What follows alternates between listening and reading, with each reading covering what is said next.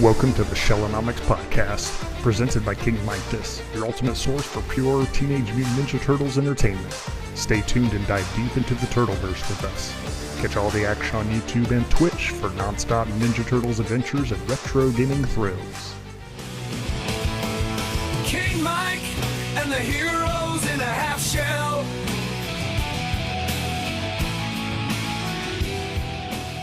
Greetings all, another episode of Shellonomics here. I'm here with our good friend Justin Cooper from Epic Tales. We're going to be breaking down our top 10 episodes from the Fred Wolf cartoon. Now, there is a little bit of a catch.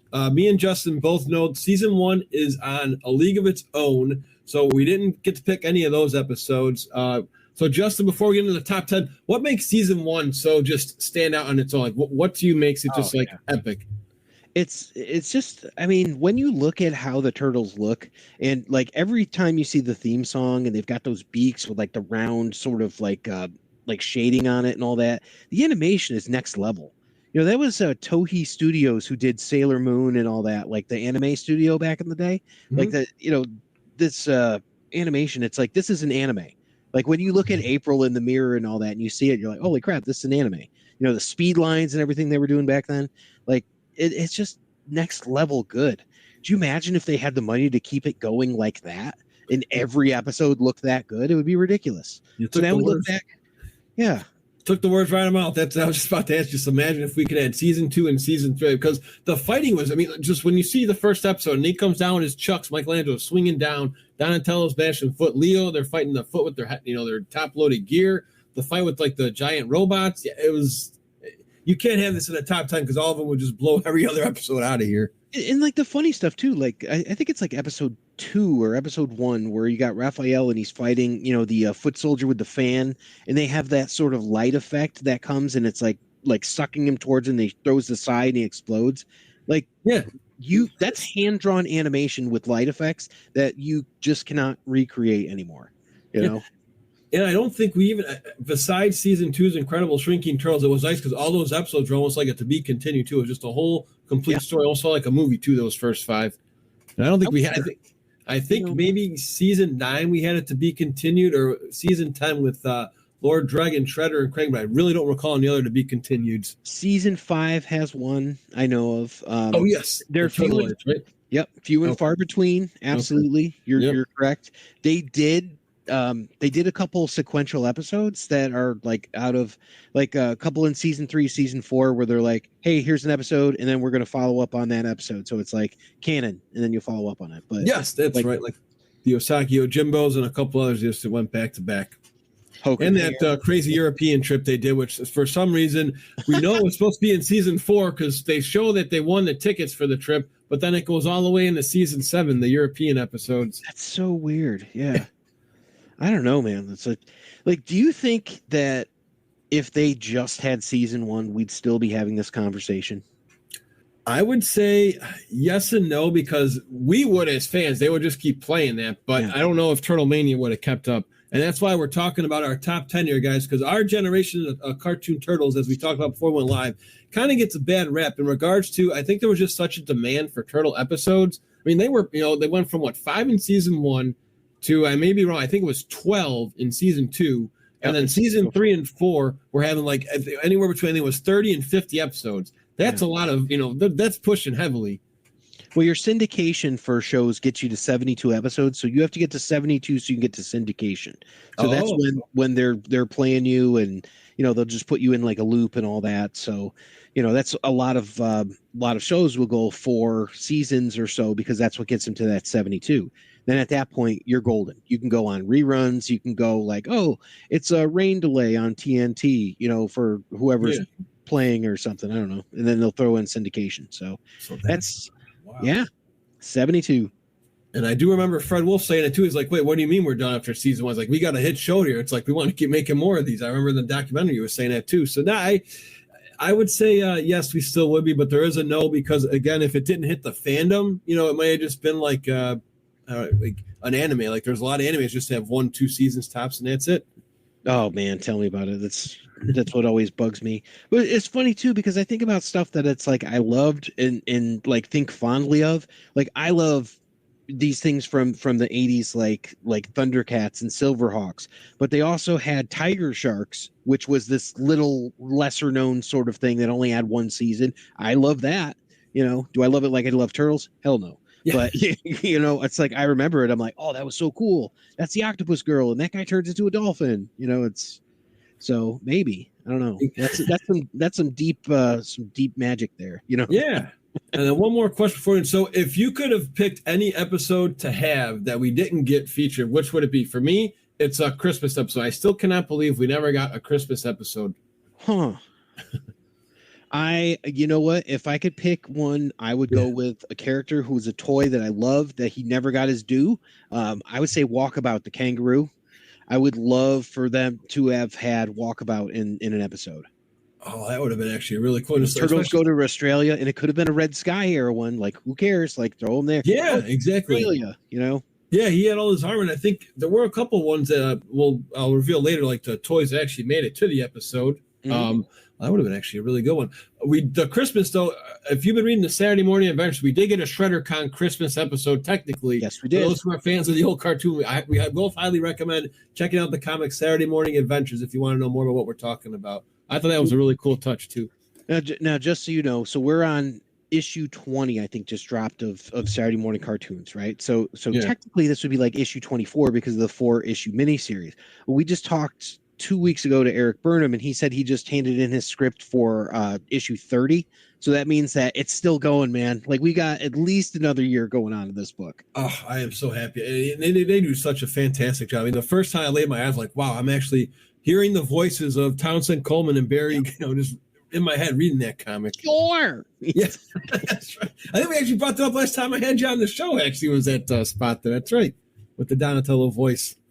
I love Donnie. Yeah, it's fun. I mean, I'm a Leo guy, but yeah, like it's just fun. And watching this is kind of interesting because I remember a lot of my friends, like as kids, who were like, "Oh, Michelangelo is my favorite," or "Raph was my favorite." And it's like, yeah, I could see that because they got some of the best lines, like from just watching like after season 1 and just on and all that. But like, wow, yeah, Raph is really like chewing scenery here. Like, this is pretty. I could see why people say they loved him so much from this. Oh yeah, and Mikey would just make up his own random like surfer lingo, so it was just something that stood out. Yeah, it's funny too because it's like I was going back. I'm like, yeah, there's really not as much Leonardo in this as you think. He's doing his double duty with Rocksteady, so it's like, yeah, he's getting that check. He's going, back between those. But I'm like, it's funny. I always thought there'd be more Leo than there was. So it's no wonder why they mentioned that in the DVD bonuses that Cam Clark says Leonardo was always known for. We've got to do something. That's all he ever make fun of. That's the only lines he got. He couldn't be sarcastic, intelligent, or chill. He had to just be his leader role. We saw them at C2E2, right? And they were talking about how Cam used to fall asleep, and they used to like nudge him and all that in there because he didn't have all those lines. So it's like he'd fall asleep. That's hilarious. I got to tell you though, like rewatching this, there's two people that are absolute unsung heroes here. The late Pete Renaday just passed away. Did the voice of Vernon and the voice of Splinter. And Pat Fraley, who does not get enough credit for this series, doing his Krang, Shredder, you buffoon. Oh man, he is so good. Pat Fraley is just the best in this. Yeah, he's almost like the Mel Blanc of the show. If you look at all his credits, Bern Thompson, Casey Jones, I'm sure you can name a couple more. I know he's even played a lot of the little guys. Yeah. Yep, Slash, Krang. Let's see. He was an officer. What the heck? I forget. He's in the Great Buldini. I can't think of his name now, but he's the one who calls the turtles leprechauns. He was the officer. Yeah, like Officer O'Grady. O'Flaherty. That was the one. Yeah, O'Flaherty. They're leprechauns. Yeah. I didn't get my wish. Yeah, I always wanted to ask him about that line. If he had to come up with this line where he says, "Hold it right there, you wretched Larny devils." And Raphael goes, "Wretched what?" Well, you got the green part right. Oh, yeah. Exactly. See, that's what I'm saying. There's like some good little cuts in there, and it's like, oh man, this is funny. Yeah. But, I did remember some characters that I completely forgot and kind of like overwrote. Like everyone remembers Don Turtelli, right? Yep. Mm-hmm. But do you remember the Butcher? I didn't remember him at first. I'm like, I always thought that was Don Tertelli. No, that's an episode we're going to be talking about later. Yeah, that's one of our good episodes here. So, guys, before we get into our top 10, isn't there over 100 episodes here? I know they went for 10 years. I think was it 108? I think off the top of my head. I'm looking, and so they say 126 of season 5, and then you've got 16 on top of that. So, and then it looks like maybe 100 and season 8 takes it to 177. Yep. Technically close to 200 then, because each had 193. 193, yeah. So it's really hard to just choose 10 because we grew up with this show and are very passionate about it. But we just wanted to give you guys who either want to take a road down nostalgia or just maybe you're new to the Turtle Fred Wolf era and you just want a couple episodes that actually stand out and can still be relatable to watch today. Before we get into those, we did have a couple honorable mentions, we like to call it. So, Justin, what are some of your honorable mention episodes, if you have any, that just fell shy of the top 10? The Big Cufflink Caper, episode 31 from season 4. That one stands out to me. I remember liking that one. I got a chance to rewatch it. It's pretty interesting. So that's one. And then Turtle.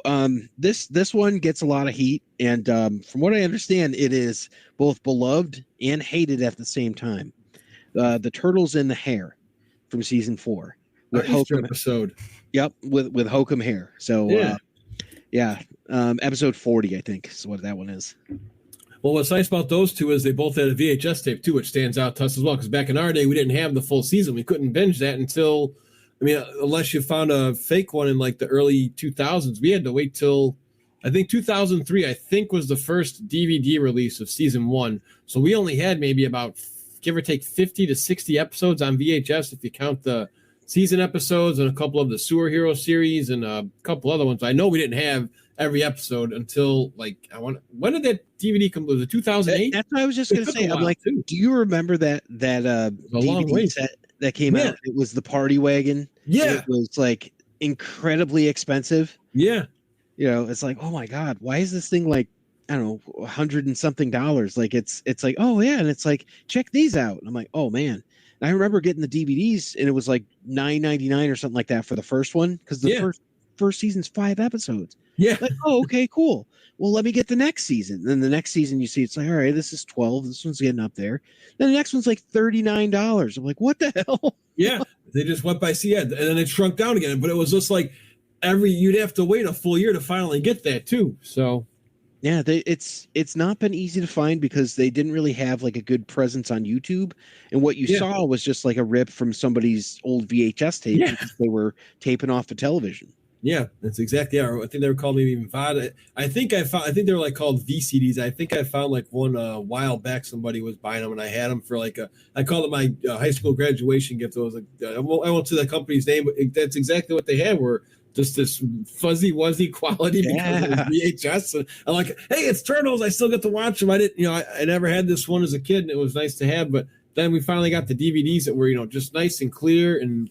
Chapter select is always nice too. Back in our day, we had to just hold that fast forward button if you wanted to get to the next episode, or if you were taping off of TV, you would have to sit there and hit pause in your recording so you wouldn't get the commercial, and then you unpause it, something like that, and you try not to miss it. And that's how it was. And it's like now it's 50-50 because it's like some days are actually good commercials you wouldn't mind rewatching again. Like if it was a cool toy commercial or hyping up the next show, but most of the commercials would be like a snooze fest. So it was 50-50 if you wanted to even keep those. But do you remember the promo? Teenage Mutant Ninja Turtles will return after these messages. Oh yeah, of course. That was a daily one.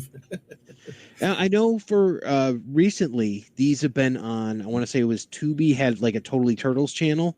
Oh, okay. Where did you watch these? Because I know Paramount has up to season 3, and I think that's it. So for me, for like as a kid when I used to watch them, it was I believe Channel 50 WPWR TV that was out here, and then I think I do remember watching the first few episodes. It might have been they made a VHS tape. It was pretty much like a shortness of the first 5 episodes, and they called it The Epic Begins or Epic Tale Begins, something like that. So I remember watching that and actually having pizza as a kid. I vaguely remember that like 3 or 5, but I do remember that. But back in the day, it was just like Channel 50 because it was on at 7 o'clock in the morning, and then you'd come home from school and you'd watch it again around, I think it was either 3 or 5 p.m. So you had those 2 time slots every day, and then eventually it went to CBS on Saturday. So I remember on Saturdays, and it was cool and sucked. It was like, and that was like when it was at, I want to say the last episode I remember there was season 8. Because I used to, I was big into soccer and baseball and basketball, so I couldn't really spend too much time on Saturday mornings. I was either out practicing, but I do remember a couple of those, and I was like, this is kind of wild, because as a kid, that was when Turtles 2 was around, and I always thought they were paying homage to. Do you remember the spot in the newer cartoon season 4 updated opener? Because it looked exactly like Michelangelo with the "Can we talk?" Because they all come after him, where he jumps into that pile of foot. Well, that's what they did. They started that Teenage Mutant Ninja Turtles. Oh yeah, like splicing stuff from movies and all that, and it was like the last hurrah from the Red. I mean, I like how they call it the Red Sky episodes too, because there was did you like the animation that when they? I mean, it was almost like their last Hail Mary of trying to keep the show going, because they were dealing with Power Rangers, X-Men, and Batman the animated series. Oh yeah, I don't mind it. I mean, the thing that bothers me more is the voices, when the voices are different. Yeah, because there's times that you're watching even season 3 and season 4, and some of the guys are wrong. You're like, oh, you got Greg Berg doing Raphael, or doing Donatello, and it's like, this sounds like Scooter from Muppet Babies. Yes, that's how I felt.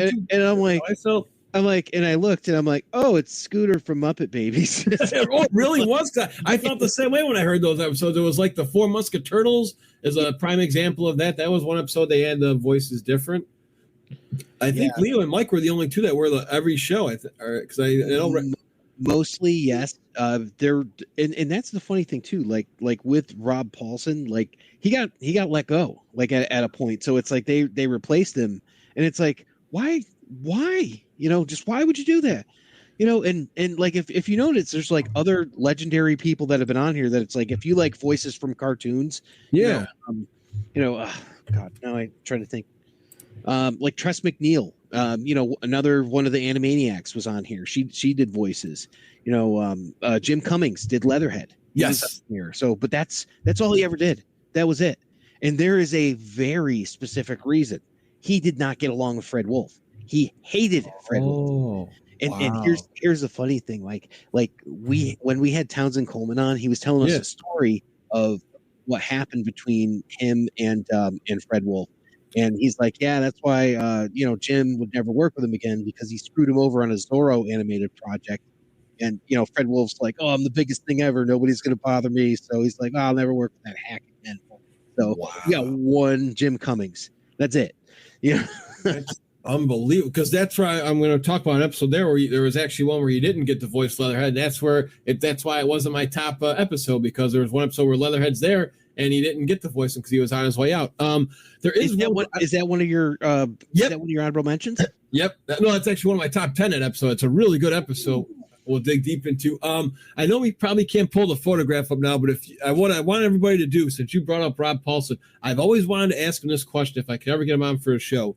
I want you to watch the last episode of season 9, because that's his last one he does. And I want to know if they actually paid a tribute to him, because the last scene is Raphael waving to like a taxi cab. And I always wondered if that was on purpose, to see if he's waving goodbye to everybody as the voice. So I don't know if you probably can't pull it up right now while we're doing this show, but if you just watch that when we're done, I want everyone to just see because that was always my take when I got older, because I'm like, wait, season 10, this doesn't sound like Rob anymore. And that's what happens. We actually got let go. Yeah. Or did you just not want more money? Like I say, I mean, it doesn't, maybe we can talk now. It's been, almost 30 years. They made $300 per episode. Okay. And you think about that, it's like, okay, season 1, what did they make? Yeah. 5 episodes. Yeah. Season 2, and it's like scale and stuff like that. They made $300 an episode. It's like, that's not great, No. So, and that would eventually go on to change, I'm sure. But when they talk about it, they're like, yeah, we only did this, because they're essentially getting paid for their time and their hours and all that, and the time back then, what they would do. But, Now, did they get paid for extras too? Was that like an extra bonus? Because I know most of those guys did a lot of the side roles too. Not only, the Pat Fraley's of the world, but I know Pete Renaday did a couple. No, it was just, wow. They would just say, hey, we need you to do this character. So it would be like, Cam, you're going to do this character. Yeah. And Town's going to do the Rat King or something. Wow. Okay. Yep. Yeah, exactly. So, Wow. but I mean, like, here's the thing too. It's like the four turtles have pretty much been in every episode. So Yeah. it's like, all right, you get that. So most of these guys have been in every single episode. Yeah. You know, but it's like there's a couple where it's like Barry Gordon isn't in. He's not doing that. Like I said, Greg Berg is doing the voice. But even it's so weird to hear his bebop, like when it's not, oh sure, know, it's like who's he talking to? I just remember Four Musket Turtles. It's just like it's just not as intense. You don't get the snort or anything. Yeah. And I love that bebop. It's so good. And the Rocksteady too. We just covered on my show, the Rocksteady and the Bebop comic, the micro series. Dude, that's so much fun. Like, and it's like, Karai makes them, and it shows how, like, they're gonna have to fight to the end, like the Dark Knight, where where the Joker comes in with a pool cue and says, I'm having auditions. It's like, oh, cool, this is like what's going on. So I love that miniseries. They did them justice in that too, because that was the thing too. I guess again, this will just be because we're just spitballing. So did you know more about the cartoon than I do? Is it just because of the anime? Why did Rocksteady lose his helmet? He looked more of a badass in season 1, and then they just got rid of that army helmet. Was he look more threatening, or was that just the anime touch? You know what I'm talking about, right? When you watch the season 1, he's got that helmet on, and he even has it in the video games too. Yeah, I don't specifically know the answer to that, but I know a couple tricks that animators do. Which, and some of this stuff makes zero sense to me, but so when you look at a cartoon and they have 4 fingers instead of 5, right? Yeah. They'll tell you, "Oh, we're saving money on paint." That is the dumbest excuse I've ever heard. So, but one thing that I could relate to, like going back to talking about like Batman the Animated Series, they had a limited palette, where they'll be like, "Oh, we have 8 colors that we use and everything's done on black paper." Wow. So it's like, okay, that's interesting. Yeah. Maybe with Rocksteady, they had an issue where, that extra green color was just like either an expense they didn't want to do, or they just changed it, for the character or something. Okay. But I mean, what does he show up in twice? I think he's got it once in like the first time you see him, he has it on, and then like once again, and that's it. Yeah, just season 1 with the anime, and that's pretty much all he had it on. And it was just because it was done by a different company, I guess. Maybe it was just too difficult, but yeah, that's true too. That is such a great question, though. It's like, why? Like, why don't we get that? Yeah, I always thought that's why I leaned towards Bebop more as a kid, because I always thought Bebop looked cooler as we grow. He had the shades, the mohawk, and a couple nose rings. I like both. It's so hard because it's like I can remember, like, you talk about nostalgia and all that, Mike. It's like I remember getting Bebop for my 5th birthday. Like, oh, here's your birthday present and all that. You get like Bebop, and I'm like, oh, this is great, And it's like that. If that was the one thing I got, and I'm sure I got other stuff, but it's like that's the only thing that I remember for my 5th birthday. I'm like, I got Bebop. Very nice. Most people for their 5th and 6th birthday, around, I think we're close to the same age. The one that was popular was that Golden Leonardo turtle. Everybody got that as a toy. I don't know if you ever went to kids' birthdays, but everyone passed that one around. It's a collector one. Yeah, no. See, mine was like I got Bebop, and it was like, God, 1986. Okay. So it's like that one I know that you're talking about. It's like I remember seeing that at Toys R Us, and since I'm like a huge Leo fan, I'm like, I want this so bad, but I never got that. Did you get that one? You still have it? No, I actually, because I wasn't a Leo fan, I ended up getting sweaters and a couple other toys. I think it must have just been released in like January, because my birthday is in November, and a lot of people who are in January and February were getting it. Yeah, I remember seeing it in like the Sears Wish Book catalog or something like that. And I'm like, oh, I want this. And you go through with a pen and like circle it and be like, hey, Mom, tell Santa wink, wink. Exactly. Oh, my God. All right. So honorable mentions for me. I've got 3 of them. So we're going to do this one for Batman fans. Do you recall the Night of the Dark Turtle from season 7? Dark Turtle is sitting up here on my. Oh, you had it. Oh, that's an awesome figure. Is that the NECA one then? Yeah. Let me put them down. I may have to get that one. I may have to buy that one, because that is an awesome, awesome piece. So I'm not sure like what the writers wanted to do here, folks, but in season 7, Donatello becomes Batman, and he becomes a little bit grimmer. And it's one of the, it is such a stellar figure. Wow. It's exactly it's got a cloth cape that has a wire in it. So, Oh my God. It is a delicious toy. I'm going to have to, I think I'm going to have to buy that one. Very cool. I think I saw somebody selling one recently in, one of the groups? Yeah, Party Wagon or something. Let's take a look on there. So not only did we have Donatello as Batman, this was near the end of James Avery's voice as Shredder, I remember, because he was on his way out. And then you also get the Triceratons in there. I thought that was pretty cool. It was their only episode they appeared in the old show. Was that with Zorak and all them? Yeah, they're all, and exactly makes you feel like you want to play some Shredder's Revenge when you start talking Triceratons. Yeah. Absolutely, and that's the only video game they ever showed up in. Yeah, it was a big tease for me and you, as we saw with Turtles 3, the Manhattan Project. They're on there, but no love to them.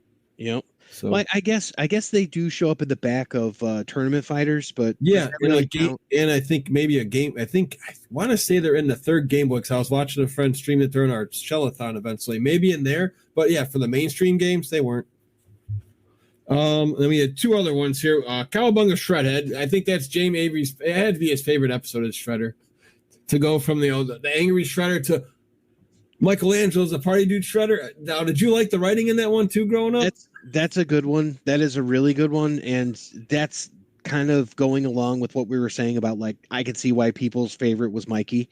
Because they gave him so much in these early seasons. Yeah. And then they're like probably like, oh, we've got to do something with Leo and Donnie.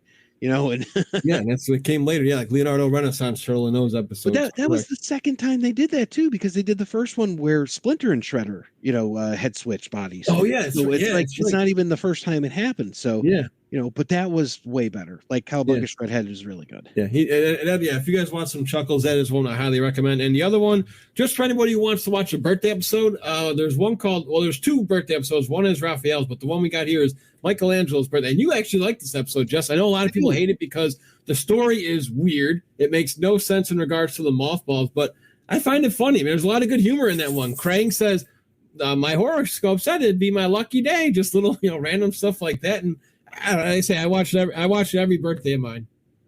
So I watched that one today, and it's Michelangelo, and he's going through, and like the turtles are like clearly trying to plot and to make like a surprise birthday party for him. And it's like they're trying to make it special, and it's fun. It's one of those ones where it's like you can see the camaraderie between the turtles, and the ending is a little weird, but I mean, it's I don't know. It's like it's not any better or worse than others. It's like, yeah, it's on par with like some of the cool ones that you'll remember. Like, yeah, and I always like the comments. Bebop and Rocksteady steal bikes from kids. I mean, there's just so many weird. So that was a little honorable mention. All right, Justin, let's finally bring in number 10 on your side. What do you got? So you mentioned this one. This is actually a twofer. This is season 5. This is my one from season 5. Planet of the Turtleoids. Oh, that was such a good one. So do you remember the promos to hype that one up too? There were promos to hype that up. That was a big deal. That was the thing. And this was one of those ones that was the Saturday morning CBS ones. Yeah. Where they replaced the nunchucks with Michelangelo with like a grappling hook and all that. And a lot of it seemed like the Michelangelo show at that point, where it's like, oh, Mikey's off doing this thing, so. But I think this was a really good one, and it was one of the two-parters. I don't really go much further past number 5, even though I've seen them. Like I've seen some from number 10, like season 10 or whatever, but I couldn't remember when. When you asked me this, I'm like, I do not have time to go back. Right? Yeah, that's all that we just said about 200. No, that is a real good choice. I mean, you get Ground Chuck and Dirtbag in there. Yep. You get them their debut. And I could be wrong, but I want to say that was debuted on primetime. I think that was actually a night show. I could be wrong. I think it was. Stands out. I don't know why. And it was just so cool because Turtles at Night on primetime was just off the wall. It was just awesome. I do think there was something like that. Yeah, and I mean, maybe it's part of getting caught up in that I remember this one, but the funny thing about it is kind of with all of the favorite episodes that I have, it's all because there's another character other than the regular cast of characters. It's like, oh, there's this person in it, or there's that person, or this person came back. And that's kind of like the prevailing theme that I have. It's like there's usually a new character introduced or a return of another character. So it's a good choice. So mine is the Sword of Yurikawa from season 6. Do you recall this episode? Yeah, that's a good choice, man. Yeah, I like that one because that involves Splinter. Yeah, a lot of mine are going to involve Splinter in songs. So it was just like, it's like, whoa, if he's involved, it's going to be an epic episode. So He's Isn't in that there. the one with the own retouch or whatever, or not the own retouch, the special maneuver, and it turns out to be from the Three Stooges. Oh no, close. That is that's the Curly maneuver. That's in Curly, yeah, that's the one they were doing. Yeah, they go, knock, knock, knock. That's another from season 3. No, this had the guy who was like a rare weapon collector. He was in there with his crossbow. And that was Rob Paulson who voiced him. And then again, this is near James Avery's end as Shredder. So he's in there. So it's a really cool spot where they all try to steal the sword. Now Splinter's successful, puts a dummy sword in there. And then Shredder goes in. I think the commander goes in next. He steals a sword, but it's not the right one. And then Shredder puts a sword in there, and it's all on like camera, just like how they all did it, which is pretty cool. So I really encourage you guys to watch that one because again, the turtles don't know it's Splinter and Under Disguise. Yeah, he that's talks about valuable the sword, and he challenges Leonardo to fight him, and he gives him the sword and say, and Donatello's like, "You're going to dishonor him if you don't combat with him." So that's the one they're making the new figure based on, right? The new Splinter as a ninja figure. Oh, they are. Oh, I didn't even know that. Wow. Yeah, so that's a solid choice. Yeah, so that's season 6. Yeah, me and Justin, we put a lot of passion into trying to figure out like 10 episodes that anybody would watch and still be timeless to watch this day. So what's cooking at number 9? Number 9, this is not going to surprise a lot of people. Slash, the evil turtle from Dimension X. Oh, yes. You have my pinky. My pinky. I watched this with my entire family, and they were downstairs because we watched like 2 or 3, and I'm like, oh, we got to check this one out. And they're like, you know what? He's dumb and it's silly, and there's like a lot of jokes and side jokes and fourth wall breaking, and they're like, this is a pretty enjoyable episode, you know.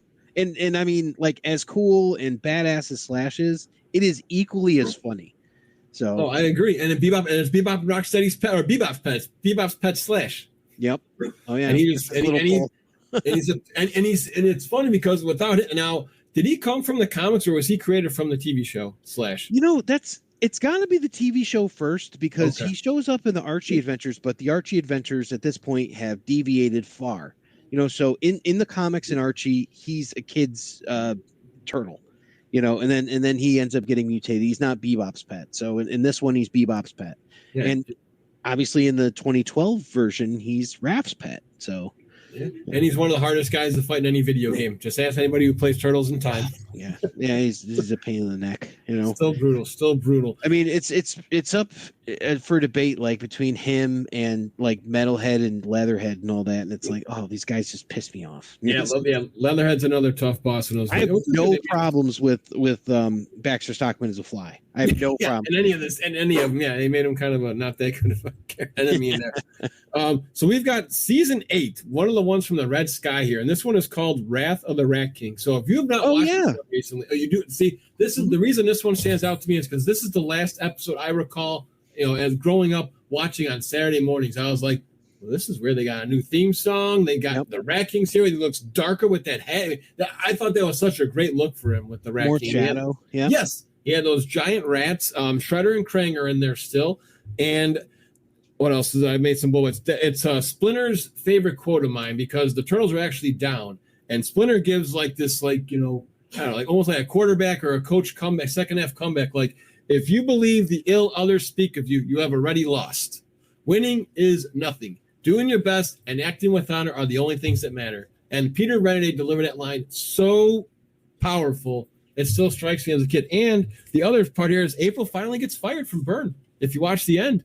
So that was near the end when, you know, because in the first episode of season 8, the news building blows up, which is actually pretty cool. Shredder, I never bluff. And then they're just trying to piece stuff together. And yeah, Byrne says, you know, have a little chat after April exposes the Rat King and who really saved the day. How about that? That's good to know. Yeah. So, all right, number 8. Number 8 for me is Usagi Come Home, which was the second version of, or the second episode with Usagi Yojimbo. So this was season 3. I forget what episode it was like. It was like if Usagi was 32, then this would have been like 35. Yeah, because they skipped over for some reason, right? It was weird because it was like, okay, he's there. We established we got to find a way to get him home. And then it's like, oh, 2 episodes later, he comes back. But man, I just love him. Anytime he shows up, it's like the best. And I loved that character as a kid. The toy was so cool. Yeah. You know? And then to see him, I was always kind of like, how come it doesn't look more like the cartoon? But we eventually got a really cool NECA version. Yeah, no, we did. And there's another good spot in that one too, actually, since you brought it up, is that's actually my favorite line from Raphael in that episode, because Usagi goes, I have to finish you guys and my friends, and he's like, I know Raphael says, so like, that might not be as easy as you think, and like pushes like the dumpster right back at him. That was one of my favorite lines from Raph, which is like, yeah, get that confidence going, man. It was cool too, because it was one of those classic like comic book things. It's like, oh, we've got to fight each other, and it's like, oh, Yeah. the heroes are fighting, you know. Yeah. Who voiced Usagi too, Justin? Do you know who voiced Usagi? Yes, I do. That was Townsend. It was? I thought it was him. Okay. Oh man, I got one of those Usagi's on later, so that's a really good choice. So I do like that one. Nice. So we've got season 7, Dirk Savage. Do you remember this? Dirk Savage. Wow. Yeah. So this one, season 7 was, again, like, I thought that was going to be the final. When you watch Mutant it, Hunter. Yeah. it feels like this is like the end of the whole era, because they're bringing everybody together. So Dirk Savage is almost like, I don't know, kind of reminds like a Cable type, like a anti-hero who's trying to stop mutant scum. Now, Jim Cummings I got to look up the voice, but it almost sounds like Jim Cummings may have voiced that Dirk Savage character. Maybe. If you want, I don't know if you want to look it up while I'm spieling here. So you get Toka and Razor in this episode, guys, which was awesome. They start off the episode, which you didn't ever see coming in a cartoon. You also get Mondo Gecko and the Punk Frogs. So you got a lot of good people, and that one still holds up to this day, I believe. You know what? You're right. It was Jim Cummings. Wow. So I take it back. It wasn't just Leatherhead that he did, but okay. I guarantee you that he wasn't coming back, often. So, which is weird. So that's weird. Again, it must have been different filming times, just because he voices him, but there's another episode that he doesn't voice, and it's all in season 7. So just must have been timing. Well, that's the funny part too, because it's like if you have like people who come in and do special guest voice and all that, they're just going to come in the one time, right? Like I don't know if you watch Adventure Time or anything, but they had like Weird Al Yankovic on, and he did Banana Guy, right? Okay. So he was coming in one time, recording his stuff, and then he was going.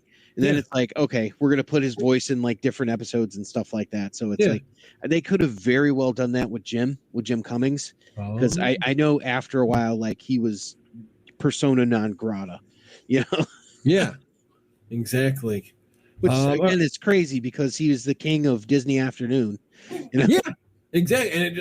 And that's why I like talking. Justin, again, thanks for coming out. It's a nice fun fact. I didn't know that Jim Cummings was on there, but just didn't get along with Frello, because he may have been another voice. He could have been a villain. I mean, he was, but he could have had a lot more longer tenure on that show. Oh, definitely. Yeah. So what do you got cooking at lucky number 7? This is one that we may have some overlap on. This was Leatherhead, Terror of the Swamp. Great choice. Speaking of Jim Cummings. Yep. Yeah. I like that. Couldn't have been like more perfect of a dovetail there, but yeah, dude, that was so cool. And like, the character of Leatherhead is so different than the toy.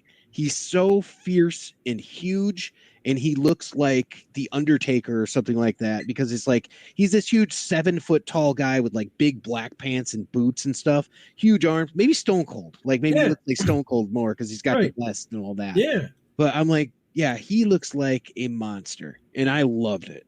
Yeah. Yeah. And the frogs were in it, man. Yeah, Punk Frogs. And it just now, are you like me? Is that the Leatherhead of your choice? Like, if you think of Leatherhead, is he the one that comes to mind, or is it more like the just without the attire? Because for me, it's always Leatherhead with the hat on, and just that's the one I remember. So that's the costume, and I mean, it does match the toy and all that. Yeah. Like, if you're gonna ask me my Leatherhead, I'm gonna say it's the Leatherhead from the Archie series comics 100% of the time. More than anything, even the Mirage stuff. Like, give me the Leatherhead and Donatello's mini series, that kind of stuff. Yeah. Like, oh, I love that Leatherhead. Intergalactic wrestling, all of it. Yeah, that's right. Oh, that's a very good choice. I actually didn't have that one in my top 10. I've got Leatherhead somewhere else, but that is a good episode. That's why I needed someone like you on here, Justin, because we can kind of go back and forth and kind of, dot the I's and cross the T's in regards to if there's ones we're missing here.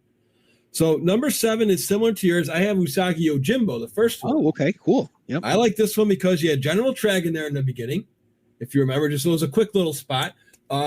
Heavy duty foot soldiers too. There's a lot of foot soldiers in this episode. And again, because you can chop heads off robots, just not humans, It's kind of a violent episode if you think about it. I mean, Usagi chops the head off one of the foot, beats the crap out of like another 20 with his whirlwind.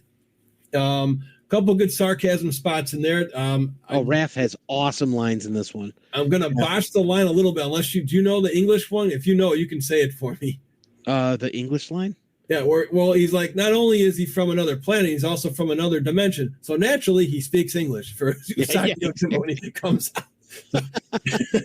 Just another good spot there. And then, what is it? There was a couple other funny spots where he's in the restaurant working, and he's like, "Fight for your freedom, brothers!" For all the funnies are dressed up in there. So the comedy's really good in there too. And one of my fun facts, I actually stumped Michelle Ivy on this, is the only episode from the Fred Wolf era that calls Michelangelo Mikey. He has only references Mikey one time, and it's in this episode. Nice.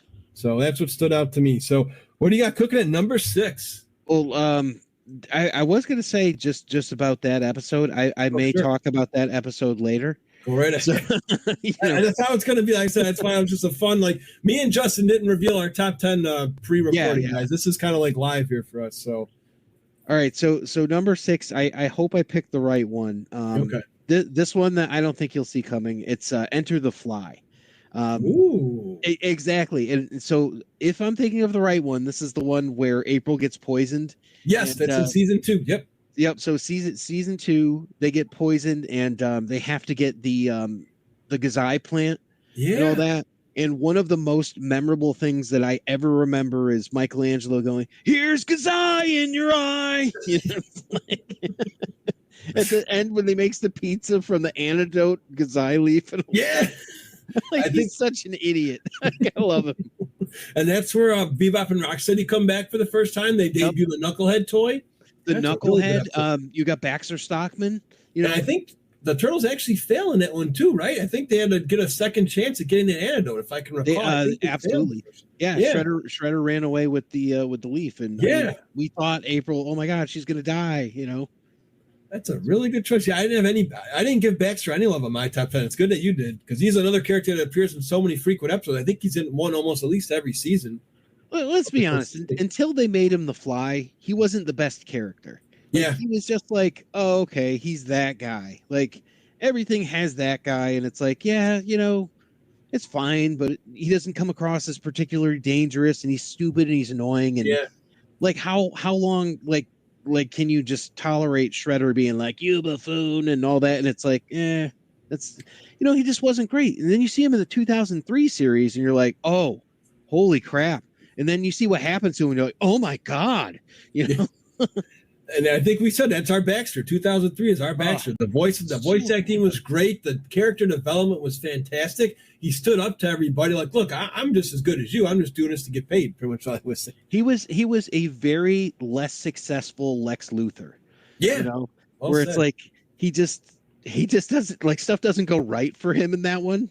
But it's like, you know, he's the smartest guy in the room. It's just he can't get past his own ego, and that was what his downfall was. Yeah. This one was just an idiot, and you know, it's like true. If that's the only Baxter on yours, there's that one episode where he does. Do you have Baxter anywhere else on yours?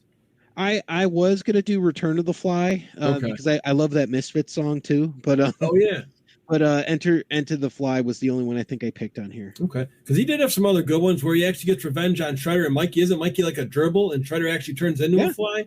It was one of those. And then for a comedic spot, my buddy Tim and I always joke where he's looking for April, and he's like, find April O'Neil, find May O'Neil, find June O'Neil. And he finally goes into an office, and he goes, are you September O'Neil? Oh, my God. he's got some good lines. All right. So number 6 for me is actually one you mentioned already, and it's the big cufflink caper. I always thought that was a cool one because the Turtles are bad guys in there. They work for the bad guys. They didn't do that in any other episode. I don't believe. And they worked with Shredder against the Killer Pizzas, but they never said they were going bad. And they did to join the Big Louie's gang. I thought that was so cool. The writing was great. I think the writing is super solid in that one. Absolutely. Yeah. I mean, they had to put them on ice. You know, they did the playful, you know, with words on there, with putting Beaver, you know, making fun of Leave It to Beaver. I thought that was kind of funny, too, a little touch. I think that's the one, too, where they have the taffy and Louie's got those lines. It's curtains for you, like the old mobster, you know, lines are in there. So And it was a VHS tape, so that's why I remember that one. I had that one growing up. So okay, all right, I didn't know that was on there, but Yeah. that may have been one of the reasons. I've got one of the VHS tapes over. I'll see which one it is. The yellow one. Yeah, it was one of the, I think it was part of the big series. It was like, I mean, it was the end of season 3, like the big break-in was on one, the big blow, and I think the big cufflick was one of them. So Let me see if I can see that. I think this is Sky Turtles. I think that's that's Burger King, baby. I don't know why I didn't put that. Yep. Oh, that should have made an honorable. That's a shame on me for not putting it as an honorable mention. Those were, I had all 4 of the. Well, I didn't have the Great Bull Dean. I had Sky Turtles, April. I won't talk about in case you have them on your episodes, but I did have 3 of the 4 of those tapes. Oh man! All right, dude. I'm having a time of life just talking. It's been fun just going back and forth, not only with our numbers, but just spitballing. With our little, chiming in. So halfway home, what you got cooking at number 5? one of my absolute favorites. Farewell Lotus Blossom. Good choice. So this would be the second one, the one with Takahashi. They just released maybe a year ago the Lotus Blossom NECA figure with Takahashi, and that was based on this one. So Lotus is kind of Karai for the 87 series. Like, we would go on and get Karai as a character, but this character is completely different, completely independent. She's a female ninja assassin, and she's a badass, and she's just cool as hell. And Renee, so Renee did her voice just like April and all that. She did, I think, most of the characters besides Irma. Yeah, but I like this one a lot. It's cool. It's a neat little story about, like, they try to save this urn, and it turns out the urn holds a ghost, and it's cursed. Bebop and Rocksteady, of course, break the urn, destroy it, and all that, let the ghost free. And they find out that the spirit of his departed wife or something was residing inside Lotus Blossom. So it's like, oh, okay, this is like happening on a deeper level here. This is not like, oh, we've got to stop Shredder and Krang from obtaining power source A, otherwise, whatever. And we know about this because April talked about it. That was kind of like the formula. It's not that at all. So yeah, I like that one a lot. That's a good choice. I didn't even think of, like I said, the deeper kayak. She's having dreams about this guy. It's a little bit more. Yeah, it's a lot deeper than kids. That's a good call. Yeah, and she was having dreams about it, and it was cool because we got to see a return of the character. And I always loved Lotus because it's a Leonardo story. Yeah, Leonardo had a crush on her and all that. Oh yeah, and in the first one she dominates too. I mean, she beats the heck out of the turtles, and it's cool because Krang's in the Bubble Walker in that episode. Oh yeah, Fire and Lotus for hire. So he's like, I see you're wearing your best suit. That's right. Yeah, exactly. All right, so we have one here.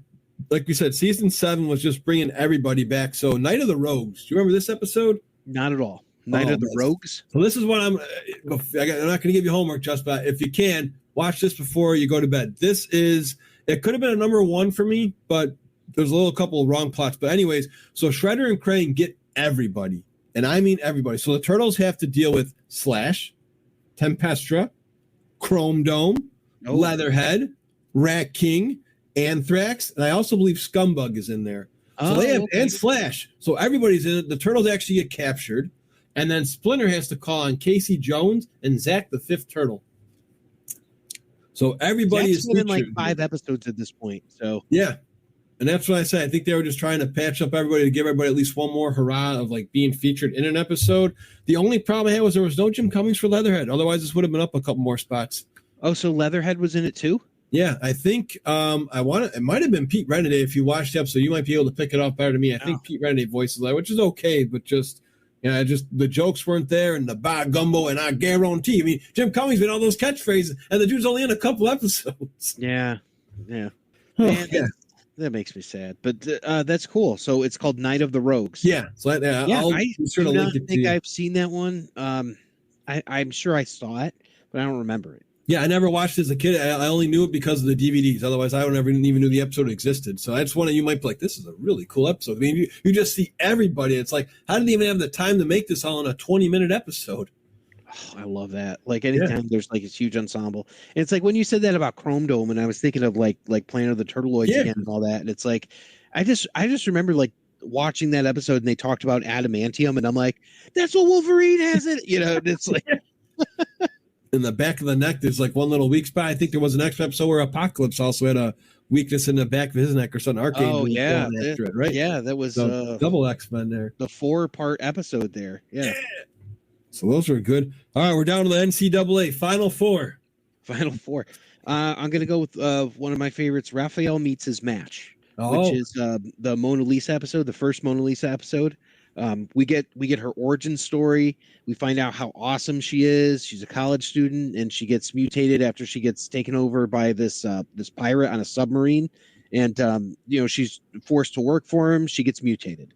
Now she vows revenge, and Raphael wins a ticket from McDonald Crump, which and again, I watch this with my kids. They're like, "Wow, this was really ahead of its time." And so he goes on this ship, and April's there with Vernon, and it's kind of like a costume party, so he can walk around freely. And the pirate comes, and then all the turtles have to get together to kind of save the day. It's really fun, and there's like these giant sea slugs in it that are like the pirates' henchmen. It's an interesting one. Like, it is memorable as hell. Oh, yeah. It's pretty cool. Yeah. Didn't they make fun of the Peter Piper too because they call it Picka Pecka Pizza or something? They couldn't say that right. And it's funny because it reminds me of when McDonald's made pizzas, which would have been like years after this, but they put them in like these tiny little cardboard boxes and all that. And yeah, oh man, yeah, the McDonald's pizza Happy Meal.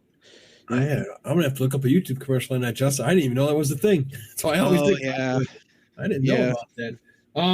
How about just how powerful an impact of Mona Lisa? I mean, she got DLC for Shredder's Revenge, being only in one episode. It's unbelievable. She's awesome. I mean, she had a late run figure in the series too, the Playmates. So I picked that up. I was able to get, like, I got in on a raffle like years ago, like pre-COVID or something like that, or like right around that time. And it was like, oh, I put in like $60 and I won it. I was like, oh, this is awesome. So I got her on mint on card. I'm like, that's pretty slick. But she's just so different too. And it's like, when you see like all the characters that they have, and it's like Mona Lisa is a cool character that's identifiable on her own, and it's like, she's a strong female who's smart, and she's not like constantly in peril. She's doing stuff. So it's so different. It's like her and Lotus are different. They're not Irma. They're not April. They're different characters. So I just adore her. Who voiced Mona Lisa? Do you know? I just had a trivia question. That is a great question. I was trying to think. I don't think it was her name. The voice sounds a little different. Yeah, while you're looking up, that was. I mean, yeah. Let me look that up. Yeah, because that was a good episode. That was also one of the ones you could have on the Sewer Hero series. That was so you get that episode, and there's one. I don't know if you had that VHS tape growing up, but you had that one, and then it was like Raphael doing stand-up comedy. I think was the second one on that tape. Oh, what's interesting, it's funny. What came up was Zelda Williams does the voice of Mona Lisa on the 2012 series. I'm like, oh wow, Robin Williams' daughter. Yeah. Oh yeah, that's right. I forgot she was in. They said Pat Music voices Mona Lisa. Oh wait, no, in Raphael Meets His Match. So Pat Music. Oh wow. I wonder what else Pat has done. Yeah, I'm kind of interested here. Actually, we can take a little note here because it's a good trivia question. Non sequitur here. Okay, and where's Pat Music? Musick. Okay. Oh, okay. So she did Sherman from Mr. Peabody and Sherman, the 2014 movie. Also known for An American Tail and Duckman. That's good. Ooh, gotta love Duckman. American Tail. Yeah. So she right? Tony. Okay, this is going to be deep geek magic. If you guys like cartoons and all that, I got to tell you, if you remember An American Tail with Fievel and all that, Tony was the girl that he was hanging out with that fell in love with the street tough. Yeah. So they did that one. Holy crap! Wow. And let's see, Martha Wayne on Batman: Brave and the Bold. Anything else? She was on the Boondocks as various voices. I'm just trying to see if there's anything else that really stands out here. Nope. Yeah, okay. So some cool stuff, but man, she has sure been working. Lots and lots of work here. Wow. Huh, cool. Yeah, I had no idea. Always like to have the IMDb nearby, especially with cartoons. Like, oh, I know that voice. I mean, like, besides Frank Welker, and some of you just would catch right away. All right, well, we did get we didn't get Frank Welker on this one, but we did get Peter Cullen doing the Slash for Cash Dojo, and he played Smash. Really? Yeah, wow. and That was what Return of the Shredder. Yeah, I didn't know that. Oh wow, that's a good trivia question there. I didn't know that was his voice. Wow. So number 4, you'll be happy to know here is a Leonardo special in season 3. Take Me to Your Leader. That was the one where Leonardo is down on himself and he doesn't want to be the leader anymore, so he leaves the team. And then Mike, Don, and Raph get a shot at the spotlight. And I just think it's a really well-written episode. Leonardo gets his confidence back and comes, but just to see how all three of them are, they just show you why like the role fit Leo to be the leader. I mean, they had Raphael at first, and he's like, well, I'm more the wisecrack. I mean, we could, I don't know, go up. Sounds like a good idea. And then Donatello's like, no, we're going to do it my way. And there's that spot where Donatello's doing a calculation. Raphael's like, east is this way. And Donatello's still doing math. And he's like, I got it. East is that way. And then the other funny spot was, all right, I guess Donatello had to leave. And Raphael's like, well, I guess that makes you the leader, Mike. And he's like, all right, so what do you want to do? So it's just, did you like this one growing up? Do you remember? Oh, definitely. Absolutely. And it's funny because it shows like this character of Raph a lot really well in this, where it's like, yeah, he is unsure, he is insecure, and you see a lot of that. And Mikey's just so aloof, like, you know, he doesn't know because he doesn't really like think ahead. Yeah. You know? So and Don overthinks. So. Yeah. Exactly. No, it's one of my favorite. I always wish I had that one as a kid, because that was one of the ones I remember as a kid, but I never got to watch again until like those DVDs came out. And I really wish I could have had a VHS tape, because that's when I would have watched religiously. I really liked that one, especially the dream in the beginning where Leonardo, that's where he has his doubts because Michelangelo jumps into like a fake pizza. Somebody turns into a bubble. I think they're like Rocksteady blows a bubble at one of them. So I love that episode. That was some weird stuff. Yeah. Yeah. All right. Number 3. This is a Donatello episode. Oh, okay. So for all you Donnie fans out there, the Maltese hamster. So and again, like most of mine are coming from season 3, but this is such a good episode. It's a parody of the Maltese Falcon, you know, like an old film noir. This one, Donatello narrates, and he is doing kind of like the Humphrey Bogart expression, really getting to flex like Barry Gordon here. And he's doing a lot of the stuff.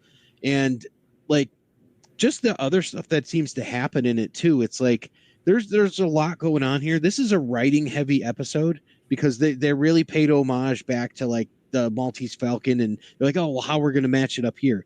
And it was all about Shredder trying to find this hamster, and inside this hamster statue was a fuel that they could use to power up the Technodrome. And that was the thing. And it's like April finds the hamster at an antique store, and she's having it delivered, and everybody's trying to get the hamster. And it ends up being like Donatello on his own trying to like save all the turtles, who end up getting kidnapped by the gangster. And the gangster is the Butcher, right? So the Butcher's like, he's a pretty big guy. He's not like Don Turtelli. He's not like short. He's like bigger than Rocksteady, actually. So, and the Shredder gives them guns, and they end up doing really well against the turtles, and they kidnap 3 of them and Splinter.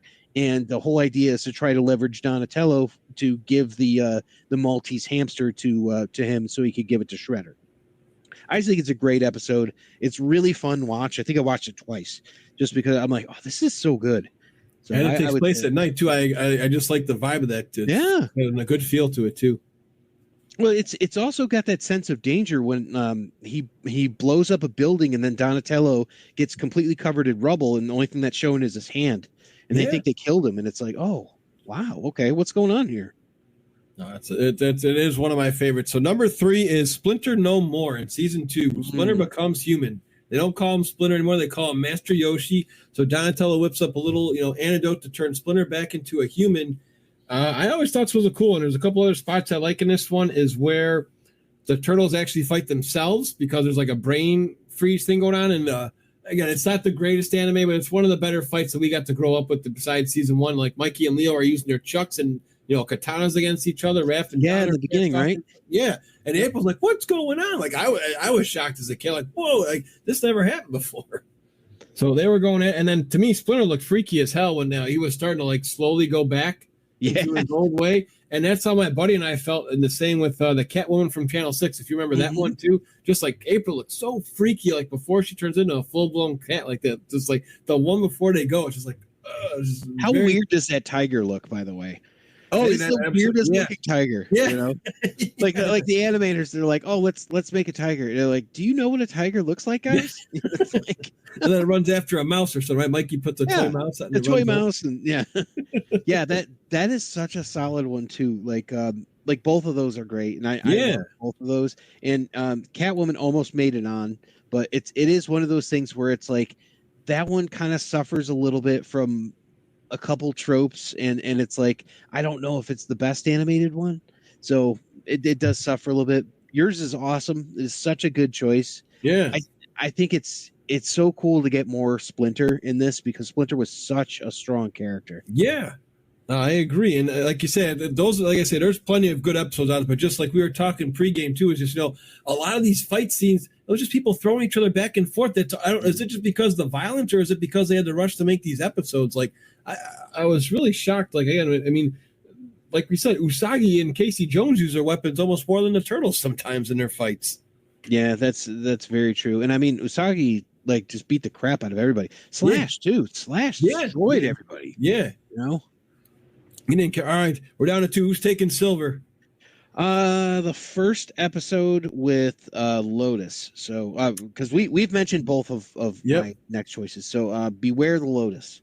That's a good choice. I love this episode. This is the first introduction of Lotus Blossom. She is, going to replace the Shredder for Krang. He's in his little bubble walker and all that. He hires Lotus. It's funny because they have backstory, and it's like the backstory gets filled in by the other characters, and it's like, oh, she was this 10-year-old who was a gifted ninja and all that. And I remember her name was Lotus, and then she shows up at the Turtles' lair. You're like, what? It's like, but the fights, you talk about the fights like between Lotus Blossom and Leonardo, like they're going back and forth and all that, and it's awesome.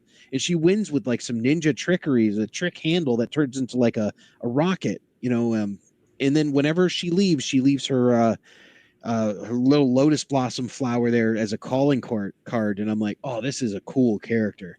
And this was that one character that I was like, I want to see more of this character. Like, I wish that she was a regular player on the show. So, and very cool. That's a good point. She would have been cool if they had her in the Night of the Rogues that we talked about, where they got Casey Jones and Zach. They could have thrown her or Mona Lisa back in the vibe too. Yeah, because you think about it, it's like when you're playing the survival levels, right, on the Shredder's Revenge, and you look in the back and you see Zach and like Mondo Gecko and like Mutagen Man and stuff, or Anthrax, or like whoever they have on there. It's like, yeah, that would have been cool.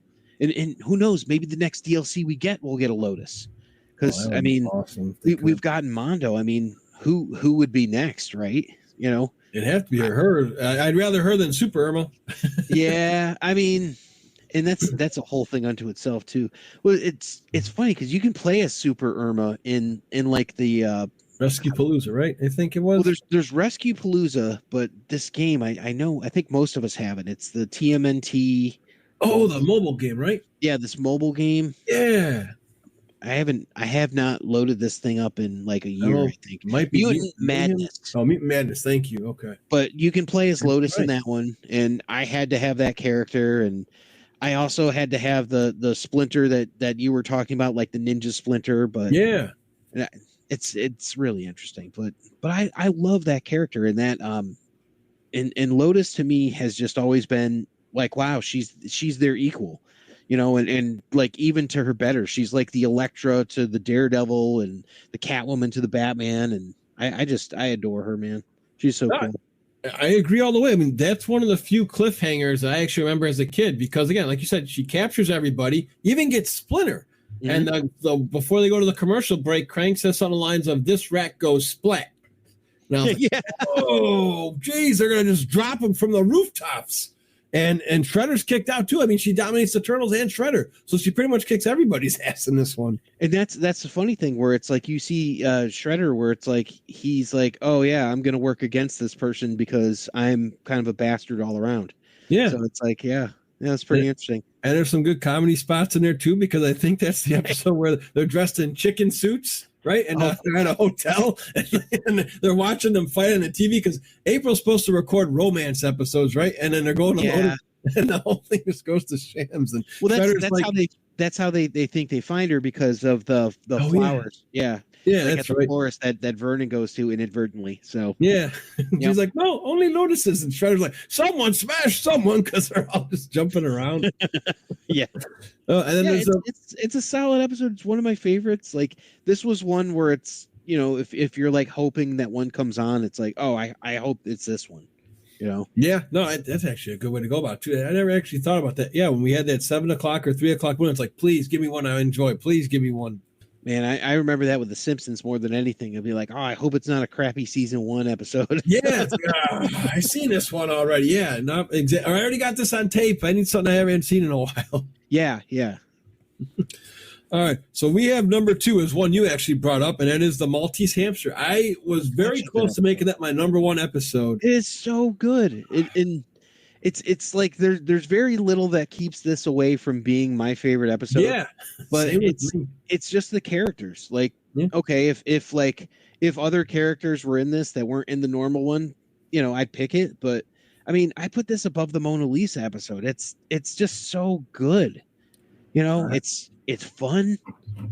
Like, what do you love about it? Yeah. Oh, just the Donatello spout, the trench coats. Because again, everybody had that toy, the Donatello undercover. I thought that was cool. Yeah. They're undercover. Donatello with the voice acting, like he's talking like you're in a spy or like detective type, episode here.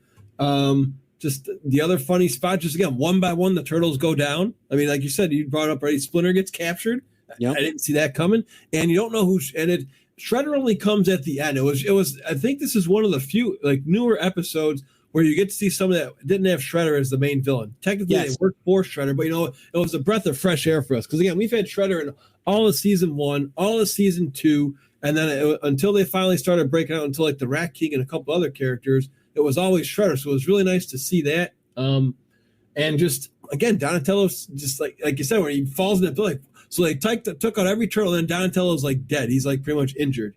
Just the guy, the comedy in these two always helps is when they're talking to like the copper, he's like, "Don't talk to strangers and look both ways before crossing the street." Just those goofy spots that only the 4 turtle actors can do put in there.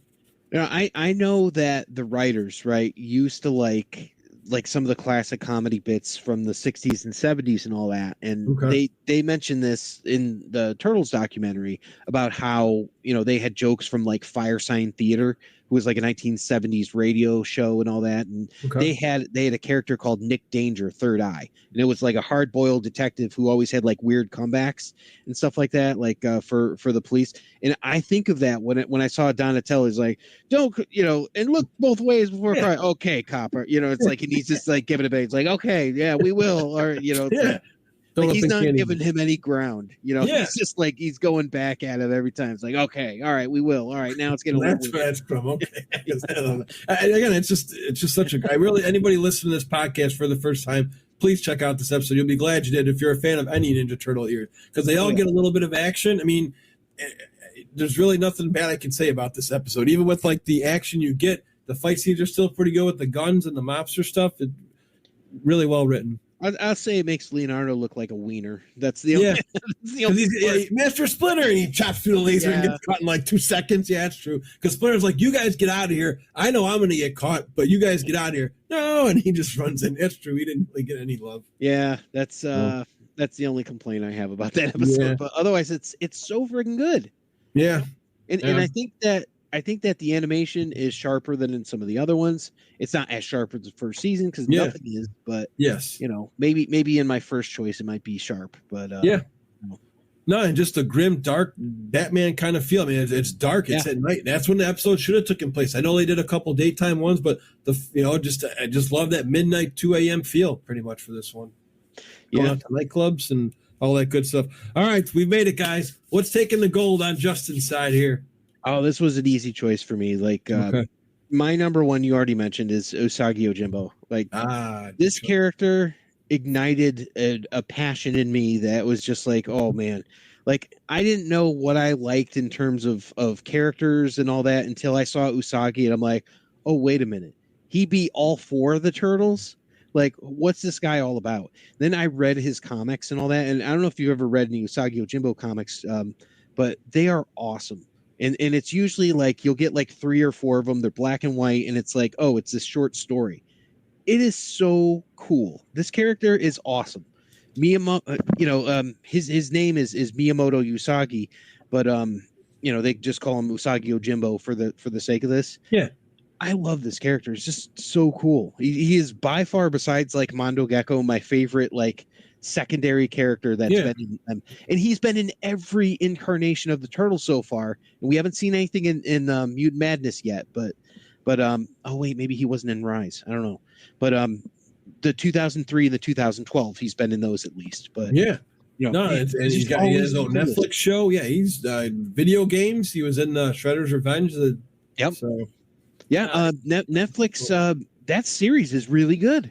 Oh, it is good too. You do recommend that one? Yeah, I would absolutely. Okay. It's funny because it's like they hunt yokai and they have like special weapons that only work on yokai. I'm like, okay, perfect. So now you can't hurt regular people, with your weapons at least. So it's like, all right, you figured it out. Just like the Turtles figured it out when it's like, oh, I'm going to cut a stalactite down and that'll knock it on Rocksteady and Bebop. But I do think that the animation's a bit crisper in this episode. Yeah. And I remember the second card series that came out. If you remember, like they had Topps cards, and the first one, I do. All the first season. Yes. Then the second one had Usagi Yojimbo cards, and I'm like, oh man, like I said, I was all about this guy. I cut out the back of the box, and I had that card up, and I used to draw pictures of Space Usagi. Oh yeah, I just love this guy. So this is the one that like stuck out for me as much as I would hope that it was Beware the Lotus. Like my number one hope is like, oh, I hope this is Usagi Yojimbo episode, like the first one. What did you think of the dragon they had involved in that too? Did you like that part too, or dude, why didn't the figure come with the candle? That's what I want to know. Like this, I love all of it, and it's all really cool looking. They did such a good job in this one, and Stan Sakai, like, it's awesome that he kind of like came up with these guys. Usagi started the same year as the Turtles. They all knew each other from like doing these cons and all that. He's like, yeah, run wild with it. Like this is so cool. Oh yeah, that is a very, very, very good choice. And just the action in that episode alone, in my opinion, and well written comedy, like we talked about with Usagi working as a waiter with all his brothers as a bunny people. All right, so for me, number one, it involves two characters working together. I'm gonna see if you can name the episode. I'll give you a couple clues first. So it involves the Turtles. It's not Leatherhead meets the Rat King, but it's another one with them two involved working together. Do you know the name of the episode? It's in season 4. Yeah, I do, but let me just look up what the name of it is because I watched it. I watched it today. Yeah, this is my number one. That's your number one. Wow. Okay. I love the story, and it's just so good. Again, like I said, I always talk when Splinter gets involved in somehow. You notice most of my top 10 involve him somewhere. Yeah. Actually, that's true. That is true. And I mean, there's some episodes where he literally just doesn't hang out. Yeah. He's there for like 5 seconds. Yeah. Says his little, fortune cookie speech or whatever, and then it takes off. Or his words of wisdom. It's not Were Rats from Channel 6. No. That's a good one too. That was a creepy one. I think that was with Vernon and Irma turning the rats. That could have been a good one though. Because that's a good battle with Rat King and Splinter actually too in that one. Is it Splinter Vanishes? Yep, that's the one. That's number one. Splinter Vanishes. Yeah. Nice. So I like it. There's one little nitpick I have, but it's just kind of like you and how Leonardo gets dumbed down in your Maltese hamster. Mikey gets dumbed down in that one, how he gets captured. But so for those who don't know, Splinter, again, back in our day, we had VHS tapes. So Splinter makes a tape. He records himself and tells the Turtles, you guys no longer need me anymore as a sensei. What I want you guys to do is I want you to go each your own separate way. And to me, again, me and you are big Muppets guys, right? Oh, yeah. Because Muppets take Manhattan vibes. Because they all go their separate way like the Muppets. That's why I always liked episode 2. They kind of all did their own little goodbye and walked away from each other, started their own little jobs and professions. I thought it was great. Michelangelo does his own pizza cooking show. Donatello has his own workshop. Raphael is a birthday card greeter. And Leo has his own fitness club. So the only thing I didn't like about this, though, is just how Michelangelo gets captured. He gets taken out by the rats. That's the only thing I didn't like is how, because he gets captured, guys, in like a little freezer. The rats put him in a freezer, and that's how he gets captured. But everything else about it was awesome. I really like the fight with Leatherhead and Leonardo. I have Jim Cummings. I still have chills. I don't know if you ever had that, like with certain things you watch, even though it just like sticks with you. And just when Leatherhead's throwing that, dumbbell at Leonardo, it almost crashes into him. Leo's dodging that. throws like a turnbuckle type thing back at him. Leatherhead starts shooting him. Leo goes down the drain. Leatherhead thinks he kills Leo. Rat King and Raphael duke it out a little bit. Donatello gets captured because his building almost explodes. And then they end up working together with their android alligators and robot rats. Leonardo frees them, but they're still in trouble. And then Splinter has to come save them all. And he knew they were working together the whole time. So that's my number one. And I never knew of that episode again until VHS tapes, because it's part of the... Do you ever remember the Ray Fillet episode, Rebel Without a Fin? Oh, yeah. On that VHS tape. And it was the second episode. And I was like, I never saw this as a kid, but my goodness, this is incredible. It's Jim Cummings' last episode voicing Leatherhead. He's got a couple good lines in that one, as if you just saw it yourself. Yep. So that is my number one. And it's funny because it doesn't involve Shredder, Krang, or the Foot Clan, just because we see them all the time. And I mean, they did their part in season 1. So, and that's what I always liked about the 2012 series, is that there was other characters for them. It's like, oh, okay, they're out here, and you've got the big prevailing bad guy in the background. You've got the Krang, or you've got Shredder. They're not necessarily working together. But then it's like, oh, in this episode, they're fighting something called the Creep. It's like, it's just like a completely different vibe. And I always love that about that. No, exactly. And I just Pete Reddy does good voicing in that. April helps out. So, is there anything you think we missed with this whole entire? Is there anything else that people should know about this that they don't know about just this series? Because again, when you talk Ranks of Turtles, for me, it's always. I mean, it's. I'll be honest. 2003 for me is always number one. But this one's always special in my heart, just because. If it wasn't for Turtle, this is pretty much Turtle Mania here, guys. If you didn't have this, there would have been no movie, in my opinion. There would have been no video game franchise without this series. I think that the later part of the series probably, it's like when you look at it and it's got like Carter and he turns into like a weird sort of mutant. Oh yeah. You got like Lord Dreg and stuff like that. It's like, I think that gets a bad rap. It's not as bad as you think, but it's like the new Ghostbusters, like when they made Ghostbusters 2016, where it's like it's far enough away from what you liked about the original, where it's like if the original never existed, it probably would have been fine. Yeah. But it's one of those things that's always going to suffer by comparison. So season 10, season 9, season 8 are always going to, like your Red Sky series and all that. There's some decent stuff there. Lord Dreg is a very good bad guy. And a good voice actor too. Like all of that stuff is cool, worthy. I love the idea of turtles in space. It's great because it's a whole different thing, and we can have different people every time, and they're going to a different. That's awesome. Like I love X-Men in space, like all this stuff. It's great, but just by comparison, none of that stuff is on our list, because when you compare it to season 3, there's like what? I'm not going to remember that in comparison to like when Raphael, made that joke about Usagi, or something. It's like it just doesn't hit the same way. Yeah, so. No, it was Turtle, and I think the music was a little bit better because you always get hyped up for that music spot. The comedy was better off. 2 fun facts I can also go off of that. So, another fun fact? Did you know Robbie Rist is actually a voice in the old cartoon? Oh, who do you do in the cartoon? So against Carter, he's Carter's like friend nemesis. And I didn't know that until I had to, again, this is the power of IMDb. I just hear this guy, he always says, "You stinking coward." I'm like, it sounds like Michelangelo. What the hell's he doing in here? So I Googled it and I was like, there it is. That's Robbie Rist. So that was pretty cool. And if you recall the final episode, this is always, I guess since it's our podcast, I can get a little rant off here. So final episode of the show. Do you remember that at all? Like any of the farewelling? No. Okay, so we'll give you the cliff notes in case so you don't have to live through it. So I remember the last X-Men episode. So that's it. Like that's a very tearjerker. That's a great farewell. And then and then 30 years later we get X-Men 97 on Disney. We should talk about that next time. We'll talk about X-Men. I'd be down for that. So with this one, so Lord Dreg's near his end. They have to go to the Technodrome, which is pretty cool. They pay homage to that. They have to use Krang's android body to finally finish off Dreg. I like that spot. Splinter's farewell to them is, "You guys no longer need me. You are our equal. You're my equal now," which is cool. But the final spot is they make popcorn. And I've always had that bone, but it's like, why? Now, again, in seasons 8, 9, and 10, they kind of ditched pizza. I don't even think they mentioned the word pizza in any of those episodes. They wanted to get rid of pizza, but that was the final spot, is there's popcorn popping in it like the microwave blows up. It's like, that's my last image of what I'm going to see of this for, all they've done for me for 10 years, right? 10 seasons. So that was the only if they would have just left it with Splinter saying that farewell, that would have been fine. But they had to try to end, I guess, with maybe like a joke zinger, and it just didn't hit at all. Maybe it just should have not gotten to that episode, you know? Yeah, that's true too. I mean, like, because season 8, I could have been another ending. I guess maybe 9 and 10 were just extras, where like they just wanted to keep going. Because again, all 3 of these seasons, guys, it was only 8 episodes each. Yeah. Season 8, 9, and 10 were only 8 each. So they were really running out of ideas.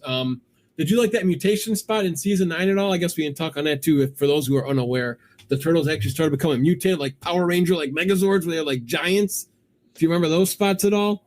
That's another weird spot. I mean, again, I'm sure I watched some of it and all that, but does it stick out in memory? Not really. Yeah. I do have. I think I was telling you, I did get the like the Japanese animation one, and I've never seen that, so I'm gonna watch that one.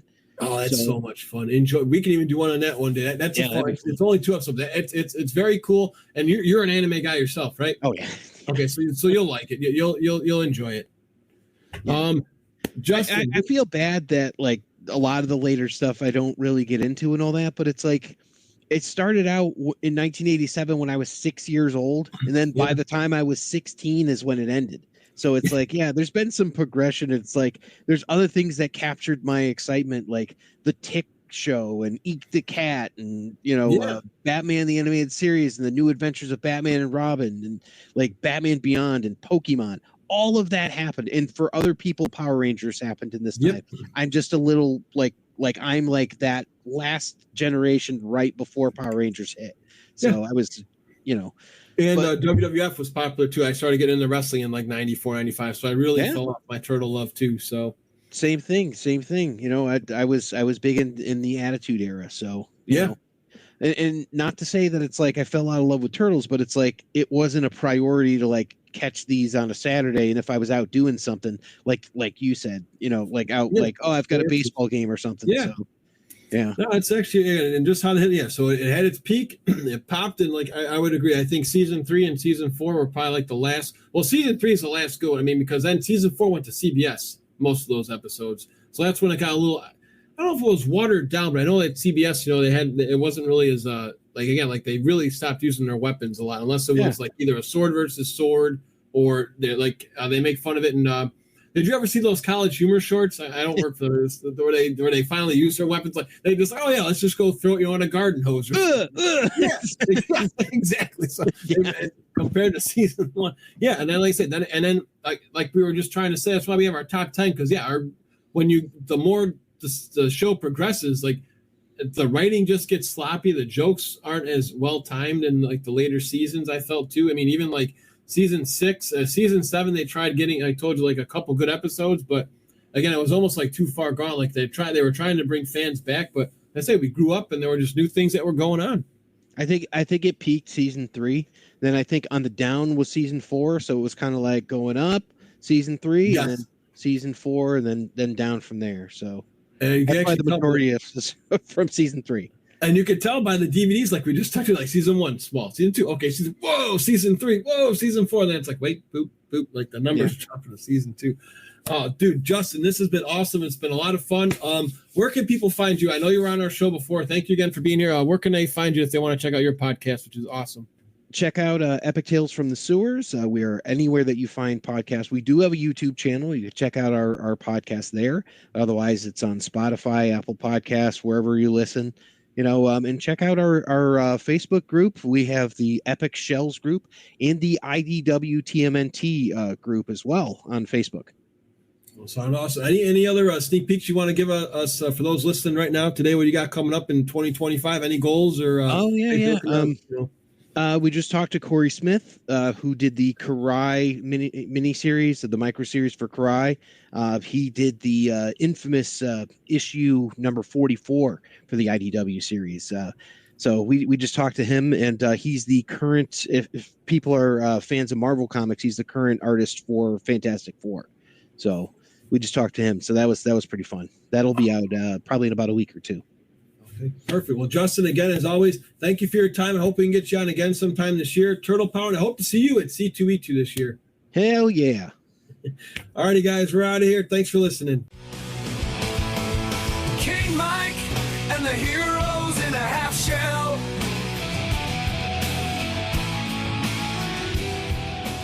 Thanks for listening to Shellonomics. Follow us on Spotify or wherever you get your podcasts, and subscribe to our YouTube channel for the video version.